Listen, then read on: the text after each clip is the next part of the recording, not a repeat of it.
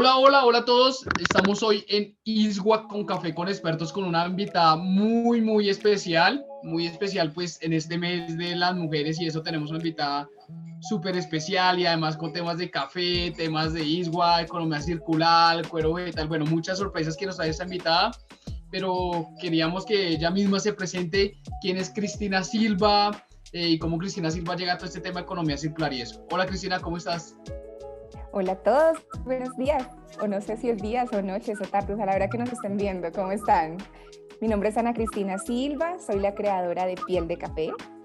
Piel de Café es un cuero vegetal hecho a partir de pulpa de café o cáscara de café, el cual traemos de luz en estos momentos y pues bueno, yo soy abogada, no soy experta en nada y ahorita les contaré la historia.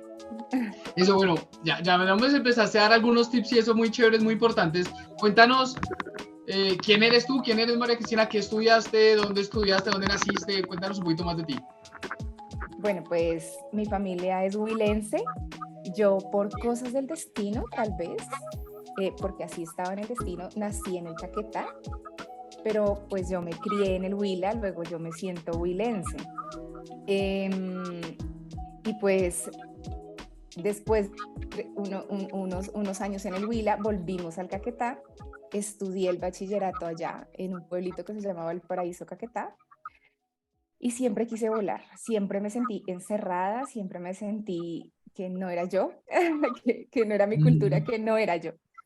Y siempre quise salir, yo dije, o sea, en Bogotá está la oportunidad, no sé de qué, pero allá está la oportunidad, entonces yo me voy como sea. A los 17 años me gradué del bachillerato y al siguiente día yo ya estaba embarcada en un bus y me vine para Bogotá. Acá la idea mía era estudiar comunicación social porque era lo que más me gustaba, porque trabajaba en una emisora, entonces digamos que la idea era estudiar comunicación social. Pero bueno, de nuevo el destino, Dios, el universo me mostró que no era por ahí y estudié Derecho. Estudié Estudiaste Derecho Derecho, ¿dónde estudiaste Derecho? en la Universidad Cooperativa de Colombia en la noche. Estudié, en el día trabajaba para poder sostenerme, porque mis papás en el Huila y yo acá sola, pues sola no, tenía un familiar y me quedaba en un familiar, pero pues al cabo del tiempo, pues ya me tuve que salir y tuve que sostenerme solita. Listo, empiezas a estudiar para ser abogada, trabajando. ¿En qué trabajabas en ese momento?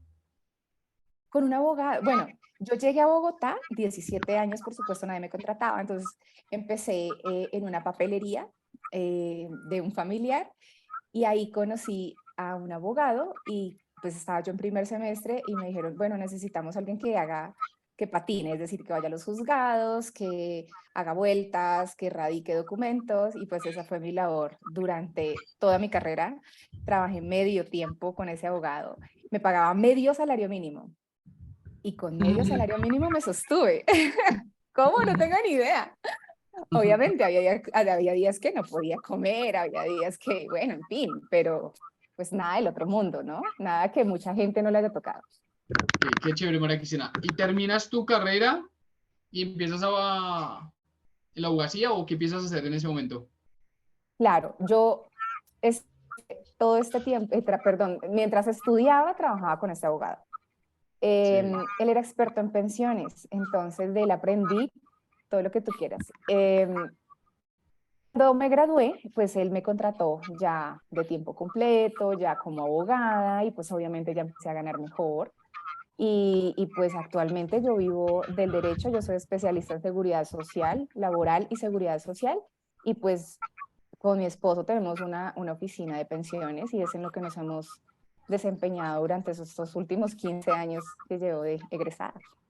Ah, qué chévere. Bueno, ¿y en qué momento empiezas a meterte con todo este tema de decir, oiga, los residuos de café, me imagino pues porque eres del Huila, tienes ahí tus padres, pero cómo empiezan a enamorarte y decir, venga, hagamos una solución para esos residuos de café, ¿qué podemos inventarnos con esos residuos de café?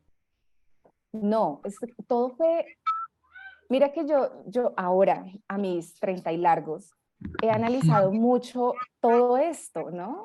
Digamos que antes era como, ok, hagámoslo, esto, salió esto, ay, me pasó esto, terrible, pero ahorita analizando precisamente eso, nada, yo trabajaba en oficina, derecho,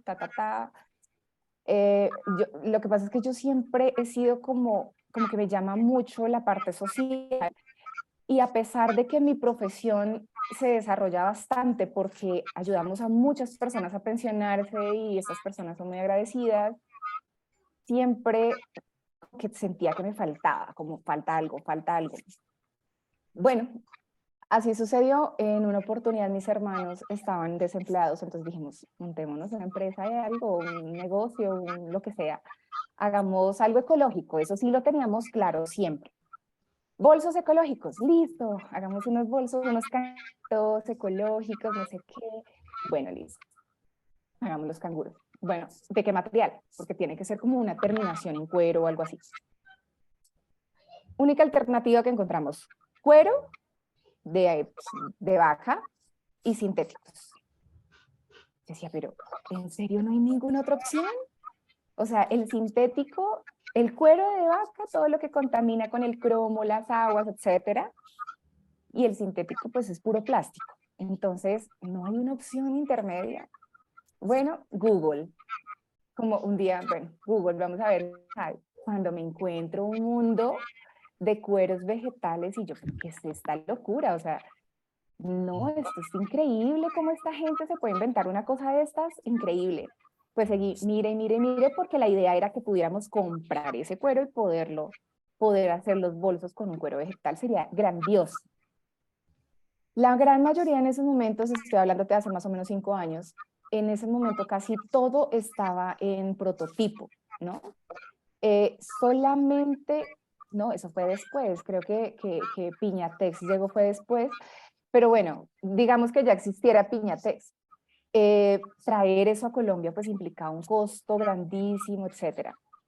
Cuando miro que uno de esos cueros, porque pues el cuero de manzana, el de piña, cuando uno de ellos uva, cáscara de uva, o miércoles, cáscara de uva. Claro, entonces, si es cáscara de uva, pues tenía que ser en Italia, donde están los viñedos y todo eso. Y yo enseguida cuando vi cáscara de uva, enseguida lo repliqué enseguida, cáscara de café. O sea, donde se pueda hacer esto con cáscara de café, esto sería una locura. Sí, o sea, no. Bueno, yo estaba apenas investigando. No, bueno, increíble. Cuando seguí mirando, estos creadores, Vegea, creo que se llaman, el que creó Vegea o el que creó el cuero de la cáscara de la uva es un arquitecto.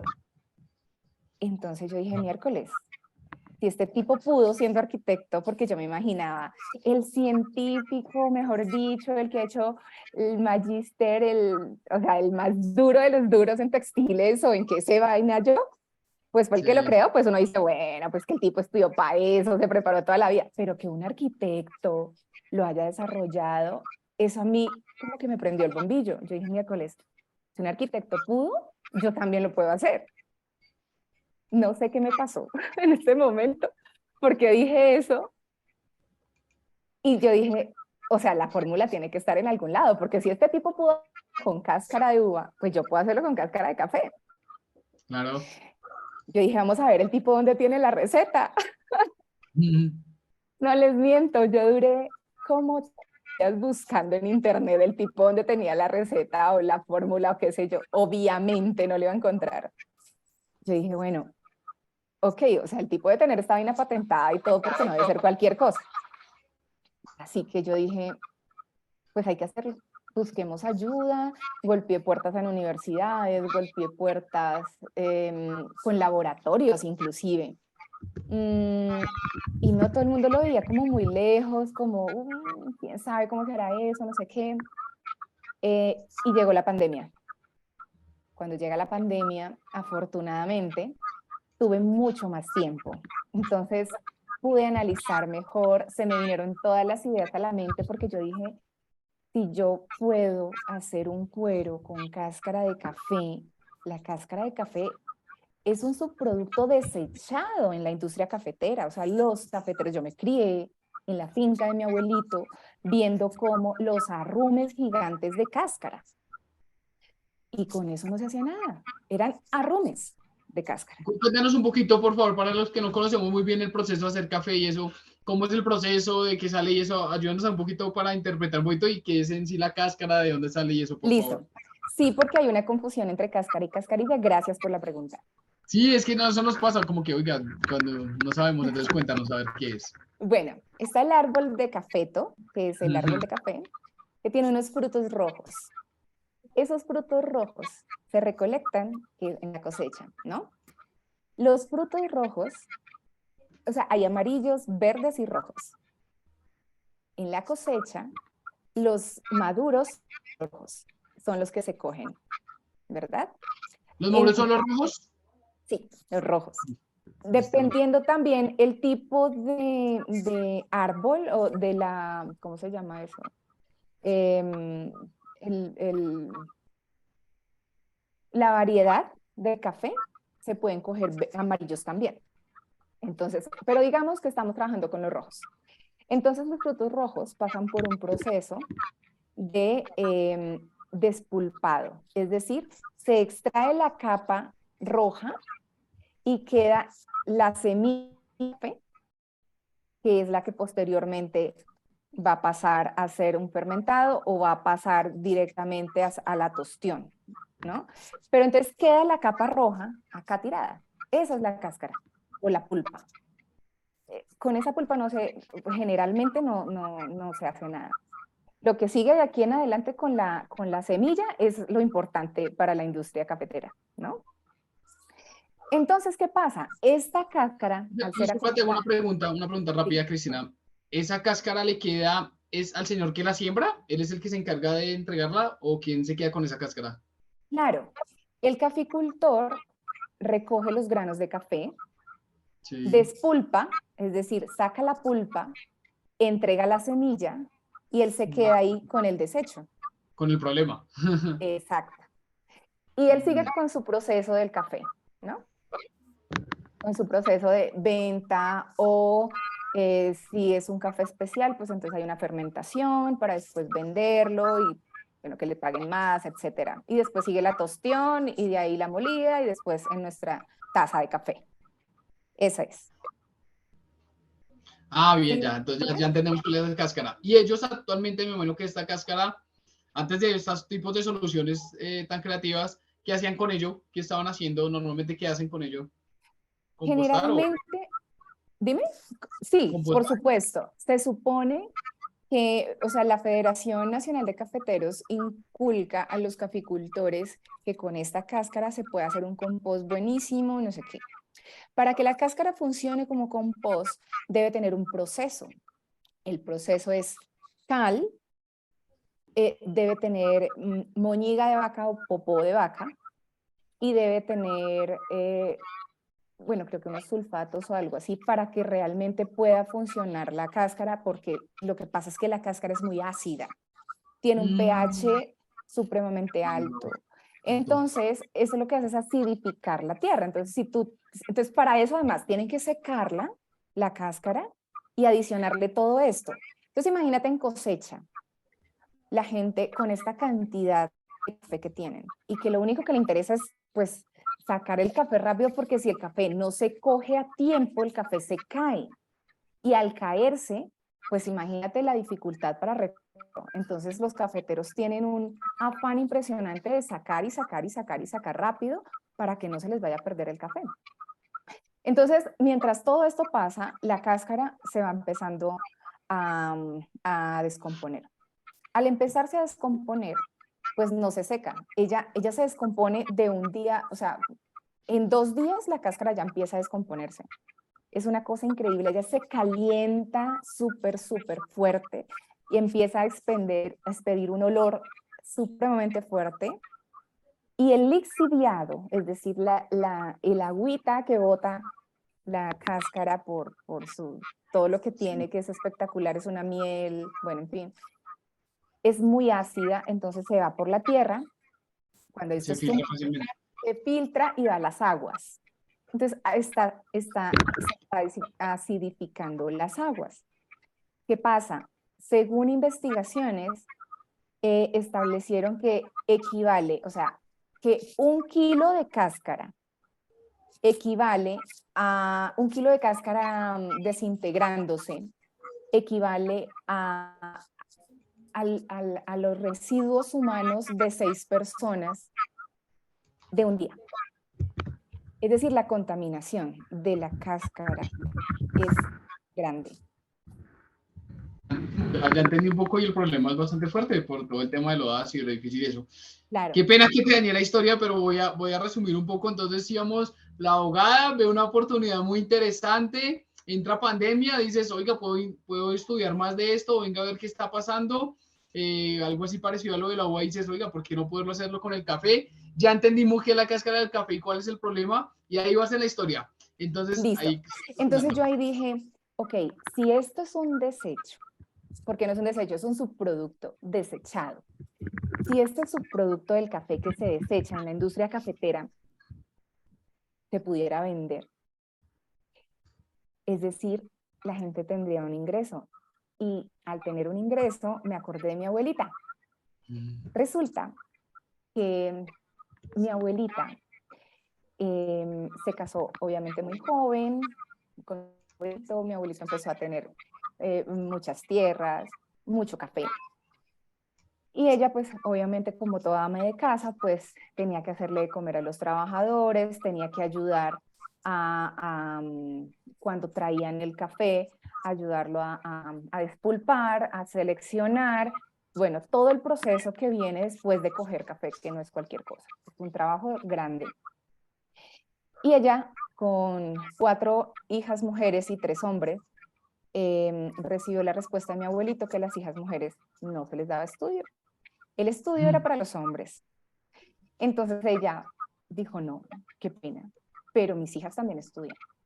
Y mi abuelita le dijo, no, yo no le voy a dar dinero para que las mujeres estudien. Entonces mi abuelita dijo, listo. Como, según ella cuenta, el suegro fue el que le dijo, usted no sea tonta, no se deje, vaya, sáquele café. Y desde ahí mi abuelita empezó a robarle o a sacarle café a mi abuelito del que él tenía secando. Entonces mi abuelito sacaba el café y lo ponía a secar porque seco es más, lo pagan mejor, es más caro. Entonces él lo vendía seco. Él vendía una parte mojada como para el mercado y el resto lo ponía a secar. Y ella de ese seco le sacaba un poquito para poder venderlo y comprarle telas a las hijas y poder mandarlas, hacerles vestidos y mandarlas a estudiar. Esa fue la gran labor de mi abuelita. Infortunadamente, pues, es decir, son cosas de la época, yo no culpo ni siquiera a mi abuelito porque, o sea, ahí lo criaron así, es una cultura pues bastante Eso difícil y hacía diferente. anteriormente. Sí, entonces eso fue lo que sucedió y yo dije, donde mi abuelita hubiera tenido la oportunidad de vender la cáscara que mi abuelito botaba, pues hubiera tenido un ingreso y no hubiera tenido que hacer todo esto.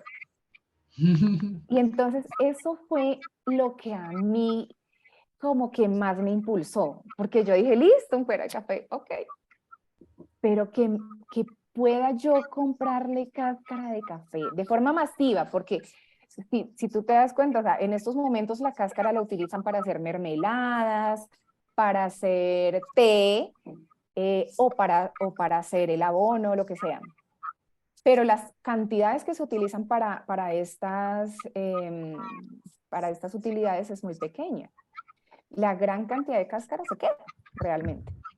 Entonces, yo dije, donde yo pueda hacer esto sería la locura porque es como honrar lo que hizo mi abuelita. Y esto fue lo que realmente a mí me movió. O sea, yo dije, yo no sé cómo voy a sacar esta vaina, pero lo saco porque lo saco. Llegó pandemia. Yo dije, listo, ahora sí es el momento porque ahora sí tengo tiempo, ahora sí, buenísimo. Y empecé a buscar cómo se hacían los bioplásticos, cómo empecé a hacer unos cursos con unos chicos que hacen biomateriales en México y empecé a empaparme más de esto, cómo funcionaba y realmente yo logré sacar un material en la cocina de mi apartamento en pandemia. Yo me siento muy orgullosa de lo que saqué, porque sin saber absolutamente nada, lograr sacar algo que medio se pareciera, poder hacer unas manillas, poder hacer un collar, eso, supremamente feliz, ¿ves? Pero Cogiste la obviamente, cascarilla y en tu casa montaste todo el tema como un laboratorio pequeño y empezaste y lo pudiste hacer, sacaste sus manillas. Wow, qué sí, chévere. sí. Pero pues igual era un producto muy natural. Entonces siempre tenía el inconveniente que el material se manoseaba, que el material, cuando había reacciones en el ambiente muy drásticas, se partía. Al coserse, pues no se podía hacer mucha fuerza porque se dañaba. Entonces, yo seguía diciendo, bueno, si en mi cocina logré esto, pues imagínate lo que puedo hacer en un laboratorio. Entonces, ¿qué dije? Listo, señor Escena, Tecnoparque, ayúdenme a desarrollar esto porque yo necesito hacerlo. Y empecé la labor en Tecnoparque hasta el año pasado, yendo, ¿qué te digo yo? 2 veces a la semana, 2 veces a la semana a trabajar en el laboratorio, pero yo acá en mi casa también trabajaba. Entonces, fue mucho tiempo. O sea, si yo hubiera sido científica o si hubiera estudiado por lo menos química o una vaina así, pues lo hubiera sacado más rápido. La verdad es que me demoré muchísimo tiempo, casi 5 años, en desarrollarlo y en entender muchas cosas, porque yo lo quería sacar 100% biodegradable, 100% natural, o sea, cero químico, cero, o sea, una cosa así loquísima.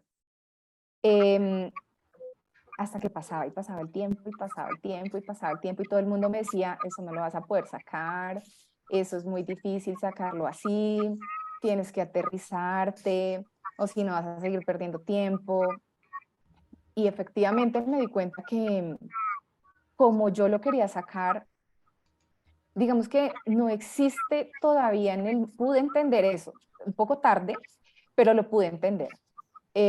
No existe todavía en el mundo la tecnología que nos lleve a un material 100% natural que te pueda dar la resistencia de un cuero.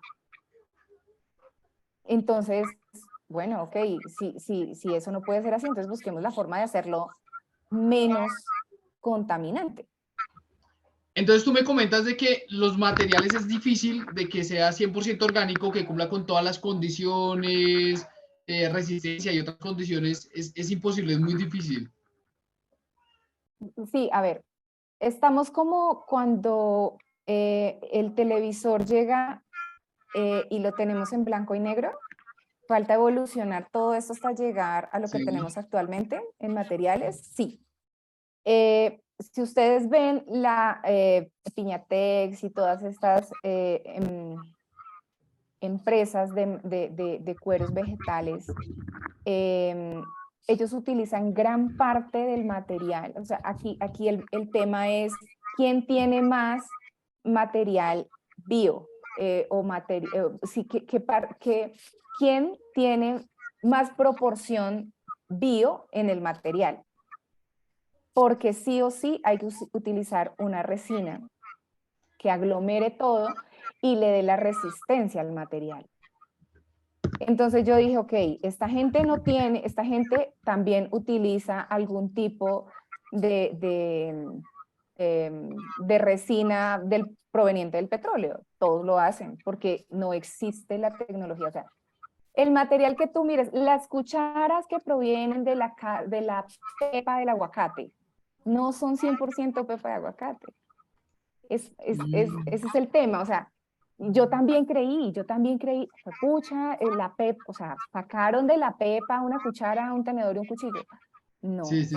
no, utilizan una parte que es la parte bio de la pepa, pero no es todo el material, ¿no? Porque necesita resistencia, necesita cuerpo, necesita que aguante temperaturas, necesita que aguante un montón de cosas, que es lo que muchas veces los consumidores de nosotros los consumidores de productos ecológicos no entendemos, porque nosotros queremos que todo sea, mejor dicho, lo más natural del mundo, y para allá vamos, pero hay que pasar unos caminos, hay que cruzar unos pasos, y aún aunque tecnología, por lo menos yo les hablo de lo que yo he investigado y de lo que tengo en Colombia, ¿no?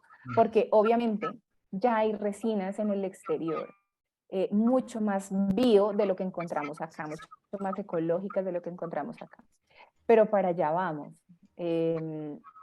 Yo pienso que lo más difícil es empezar. En el camino se van arreglando las cargas. Y de hecho, mi material, ¿quieren que les muestre el material? Que estoy hablando y Por hablando favor, y hablando. yo sí que ya te iba a decir, bueno, pero díganos, ¿tú qué estás haciendo? ¿Cómo están haciendo? Por favor. Bueno, aquí les voy a mostrar el material final. Este. Les voy a acercar, no sé si se ve bien. Se le alcanzan a ver unas pinticas.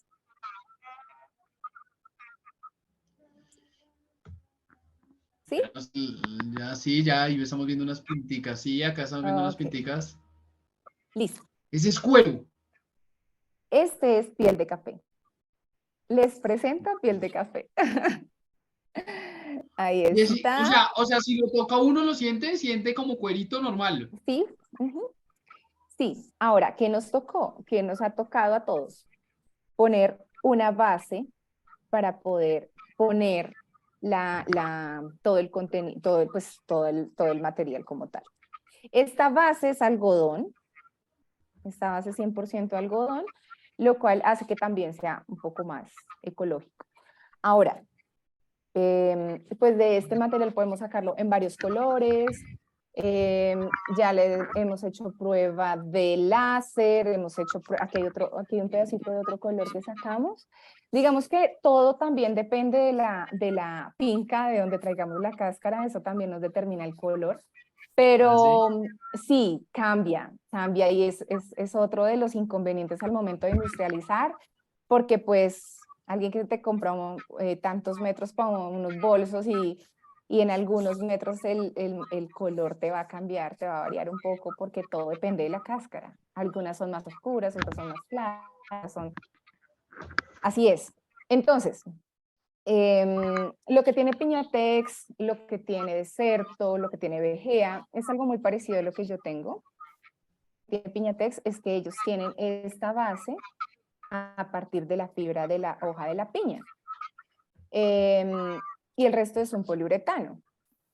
Pero no y si ustedes se dan cuenta, son materiales ecológicos, porque es diferente tú tener un sintético 100% PVC a tener un material con un 30% PVC.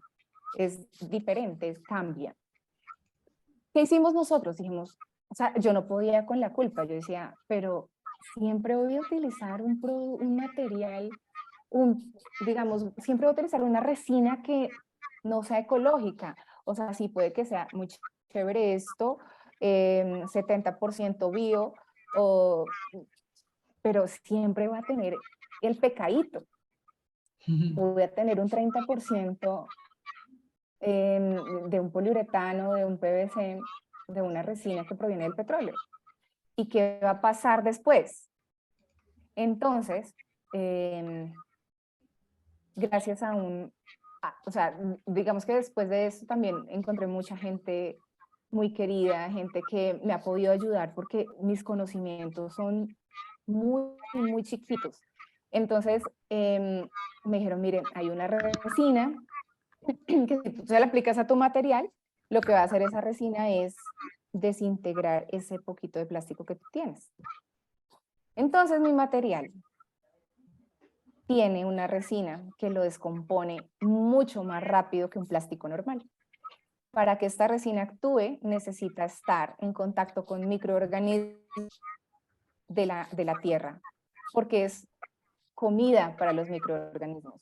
Los microorganismos se van a comer ese pecado que yo tengo aquí. Se Es decir, biodegrada más rápido y además de eso lo consumen. además de eso, se convierte en un abono para la tierra. O sea, el material para que funcione, cuando ya lo dejes de utilizar, cuando ya se le acabe su vida útil, tienes que enterrarlo. Tienes que enterrarlo para que él se descomponga más rápido.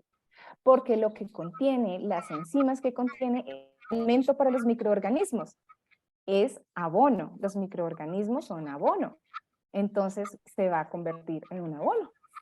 Entonces ya tienes también analizado el ciclo de vida de tu producto, porque tú Correcto. lo generas de residuos, haces tu proceso, lo aplicas unos componentes para que se biodegrade más rápido, se cargan, me imagino, y ahí es cuando vienen las bacterias y todo este tema de descomponerlo más rápido, ayudar, ellos lo convierten en abono y pues esto ayuda a desenriquecer todo el tema de los nutrientes de las tierras.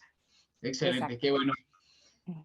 Pasamos a una sesión muy importante. Está muy chévere la historia, pero bueno, vamos a la sesión. Es una sesión muy importante que es una sesión de preguntas del público. Cuando te trajimos invitada, alguna gente quería hacer algunas preguntas.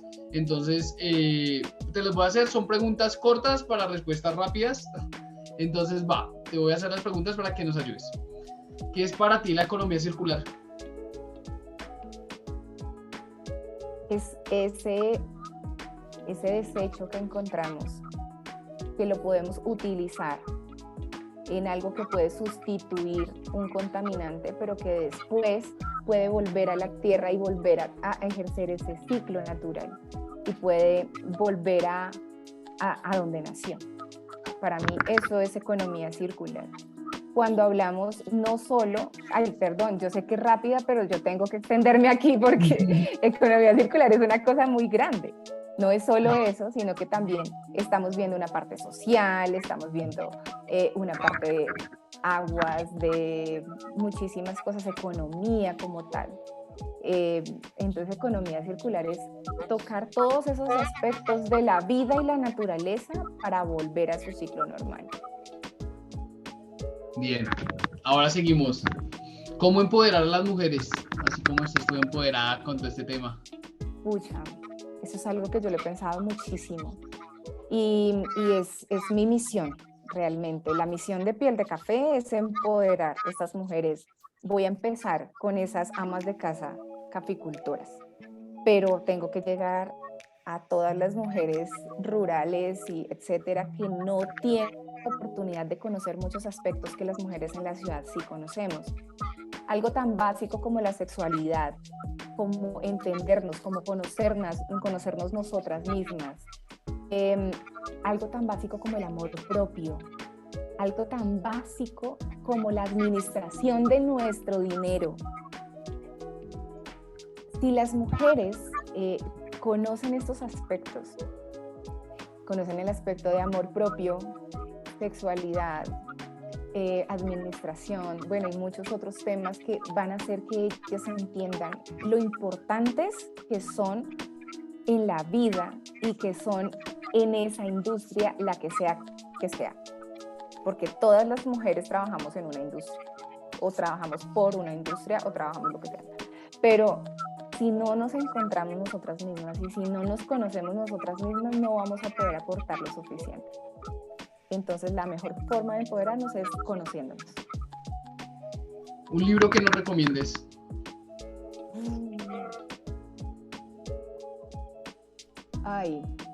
Oppenheimer, cualquiera de él. ¿Cómo te pueden contactar? ¿Cómo pueden hacer parte? Como si desean, oiga, yo quiero comprar cuero, venga, qué chévere poder comprarlo de residuos de café. ¿Cómo puedo llegar a contactarte? Instagram, piel de _café. En estos momentos todavía no estoy vendiendo, estoy en el proceso de la industrialización, no es fácil conseguir una máquina que te haga mucho, estoy en eso. No me voy a asustar con eso todavía. Es muy difícil, pero no imposible como el cuero. Ahí vamos. Qué chévere. La última pregunta, que es una pregunta que casi que le hacemos a todos los invitados. Primero, pues agradecerte por el espacio, de verdad que muchísimas gracias. Para nosotros desde ISWA tener a mujeres tan empoderadas como tú, con esas iniciativas, de verdad que nos enorgullece, uno, y dos, también nos da ese aliento para seguir adelante y para seguir mejorando. Y la última pregunta que tenemos es, si tuvieras la posibilidad de mandar un WhatsApp a todo el mundo, ¿qué diría ese WhatsApp? Ese mensaje corto, ¿qué diría? Solo tú no tienes que vivir y comer el día de hoy. Hay otras personas que merecen y quieren. Ayúdalos. Uf, qué bueno, qué chévere. Esa es la sostenibilidad, pensar también en el otro. Así es. Cristina, de verdad que muchísimas gracias, muy amable, gracias por el espacio, por el tiempo. Yo sé que no es tan fácil, nosotros ahí tratamos de adecuarnos lo que más se puede, pero gracias por sacarnos tu espacio, un espacio de tu familia, de tu tiempo para contarnos esas ideas tan innovadoras, tan inspiradoras. Gracias. A ustedes, gracias por la invitación.